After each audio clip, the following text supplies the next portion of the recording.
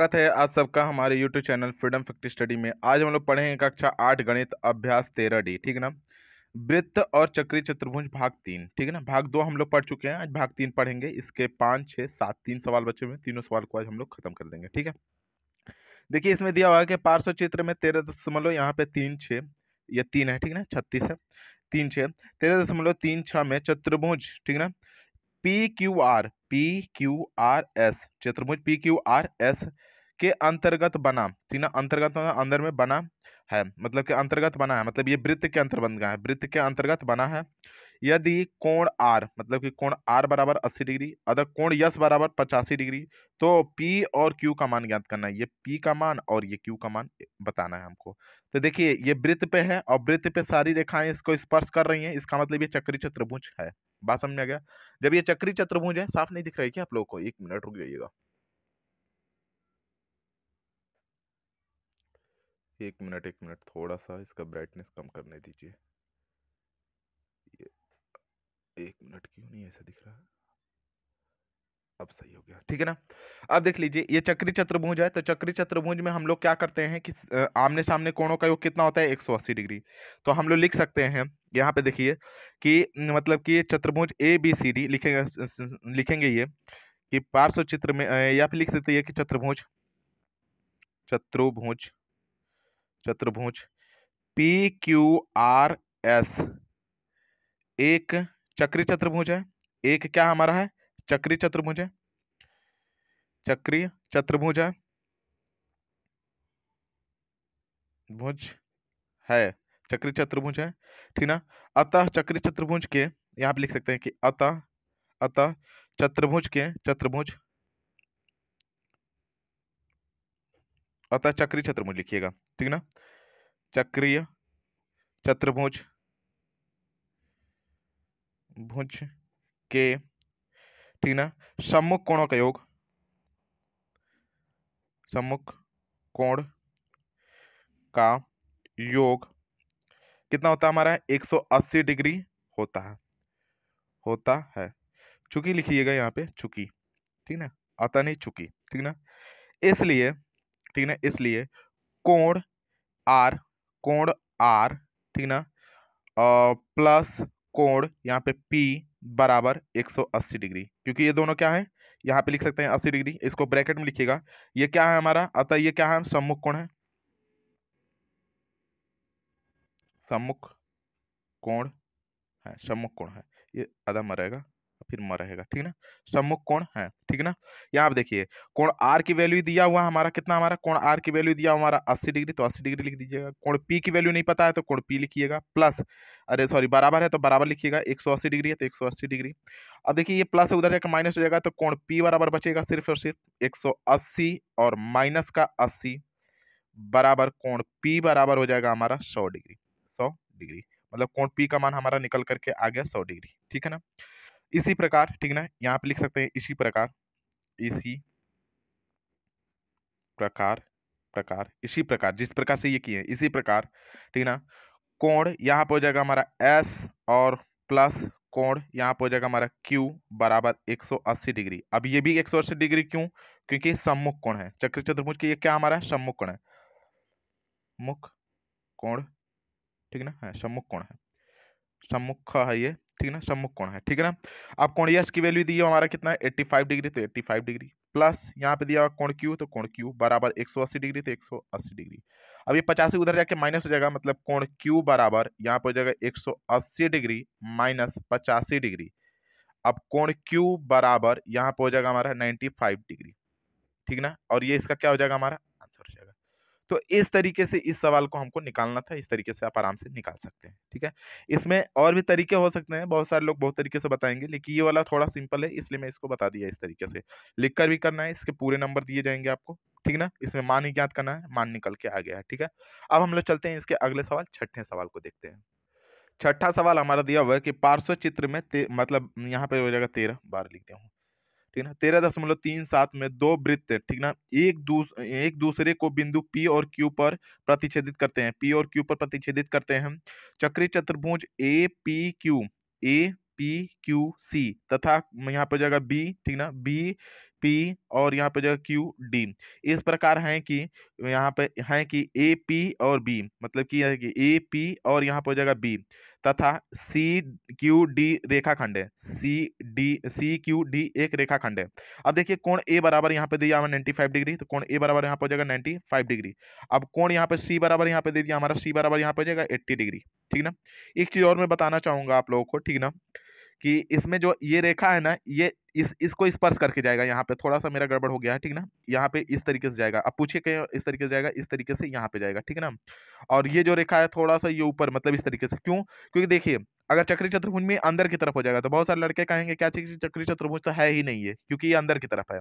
तो रेखा को ये बात ध्यान रखिएगा कि ये जो नीचे की तरफ से यहाँ से इस पे टच करके गया है ना, रेखा पर यहाँ पे टच करके गया है, इस बात को समझ लीजिएगा, ठीक है ना। मैं बस आपको मतलब बहुत सारे लड़कियों का कमेंट आने लगता है तो कि थोड़ा भी अगर देखते नहीं है सब कि कैसे करना है कैसे बताना है, बाकी सब कमेंट करने के लिए आगे रहते हैं सब लोग, ठीक है ना। थोड़ा ध्यान से इसको समझ लीजिएगा, ठीक है ना। मैं बता दिया हूँ पहले ही, अब कोई कमेंट नहीं करेगा इस विषय पर, ठीक है ना।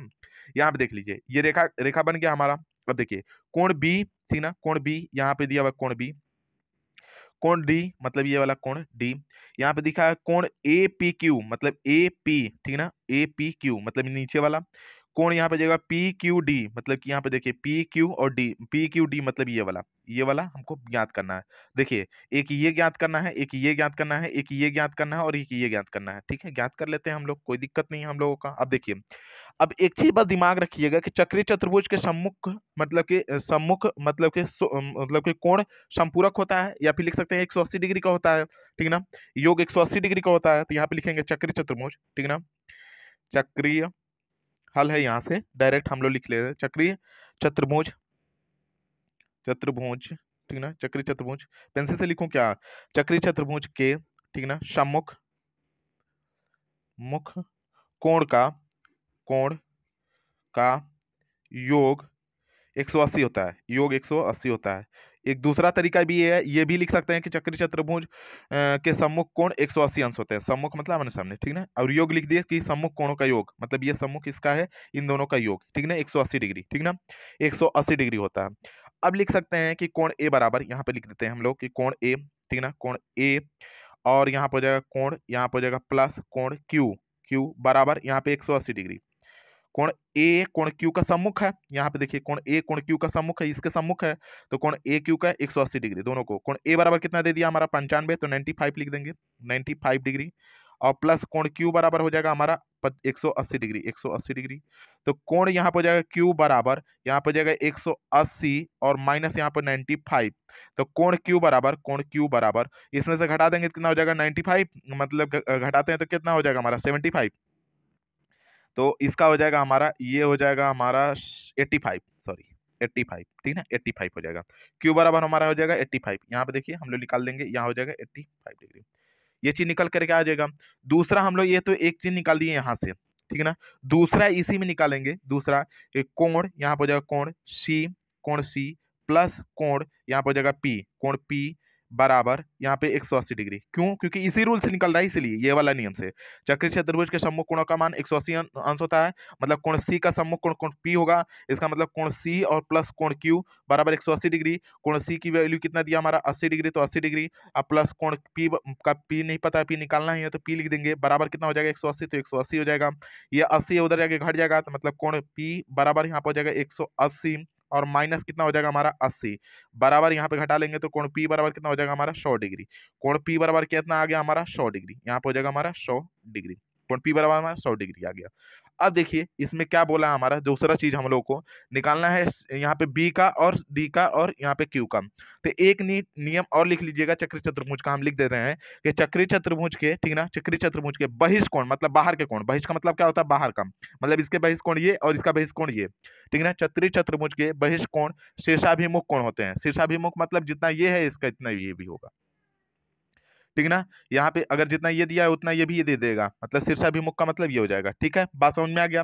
मतलब लिख सकते हैं यहाँ पे कि मतलब कि पी क्यू, ठीक ना, पी क्यू सी, ठीक ना, P Q sorry P Q D जो होगा वो शीर्षाभिमुख किसका हो जाएगा हमारा, कोण, सॉरी ये वाला इसके बराबर नहीं होगा, शीर्षाभिमुख कोण को बता दे रहा हूँ अभी मैं, आपको समझिएगा। पी क्यू डी जो होगा, पी क्यू डी बराबर हो जाएगा हमारा सी, ठीक ना, सी ए और किसके, हमारे सी ए पी के, मतलब कि सी ए पी के इसके और ये बराबर हो जाएगा, ठीक ना। मतलब ये 95 तो यहाँ पे क्या हो जाएगा हमारा 95 हो जाएगा, ये शीर्षाभिमुख कोण हो जाएगा। बात समझ में आ रहा है ये चीज, ये इसका शीर्षाभिमुख कोण यहाँ पे हो जाएगा। चलिए हम अभी लिख देते हैं, इसको बात बताते हैं, ठीक ना। चक्रीय चक्रीय चतुर्भुज चतुर्भुज चक्रीय चतुर्भुज के, ठीक ना, चक्रीय चतुर्भुज के बहिष्कोण, ठीक ना, ये वाला षटकोण सा है, ठीक ना। बहिष्कोण शीर्षाभिमुख कोण होते हैं, शीर्षाभिमुख कोण,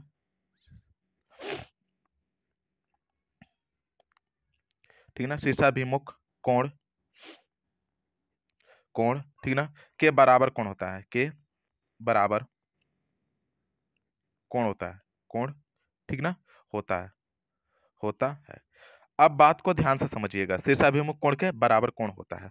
तो इस तरीके से हम लोग लिख सकते हैं कि कोण यहाँ पर हो जाएगा ए, ठीक ना, कोण ए मत लिखिए, कोण पी लिखिए, चाहे फिर ए भी लिख सकते हैं, लेकिन कोण पी लिखिए क्योंकि शीर्षाभिमुख किसका बनाना है। तो कोण पी क्यू डी, कोण पी, ठीक ना, क्यू और डी, और इसका शीर्षाभिमुख कोण क्या हो जाएगा बराबर, यहाँ पर जाएगा कोण सी ए और यहाँ पर हो जाएगा पी, मतलब कि सी ए और पी शीर्षाभिमुख कोण बराबर कितना हो जाएगा हमारा 95 डिग्री, 95 डिग्री। मतलब देखिए जो यहाँ पे 95 डिग्री दिया है सी ए पी, मतलब सी ए और पी बराबर 95 दिया हुआ है, तो इसका मतलब पी क्यू डी, मतलब कि पी क्यू डी भी क्या हो जाएगा हमारा 95 डिग्री हो जाएगा। ये चीज हमारा समझ में आ गया 95 डिग्री। मतलब लिख सकते हैं कि ए, ठीक ना, यहाँ पे हो जाएगा हमारा कोण। अब देखिए कोण ए पी और यहाँ पे दिया हमारा क्यू, ए पी क्यू बराबर कितना दे दिया हमारा 100 डिग्री दिया हुआ है। यहाँ से देखिए ना ए पी और क्यू बराबर क्या दिया है यहाँ पे 100 डिग्री दिया हुआ है। अब इसको शीर्षाभिमुख में बनाना है, या फिर इस तरीके से अगर 100 दिया हुआ है तो इसका शीर्षाभिमुख क्या हो जाएगा हमारा, यहाँ पे देखेंगे तो यहाँ पे हो जाएगा, तो ये क्योंकि इसका शीर्षाभिमुख ये हो जाएगा, तो यहाँ हो जाएगा हमारा डी बराबर भी क्या हो जाएगा हमारा 100 डिग्री हो जाएगा। बात समझ में आ रहा है ये कैसे हो रहा है, डी बराबर भी 100 डिग्री हो जाएगा। मतलब लिख सकते हैं कि कोण डी, मतलब कि कोण पी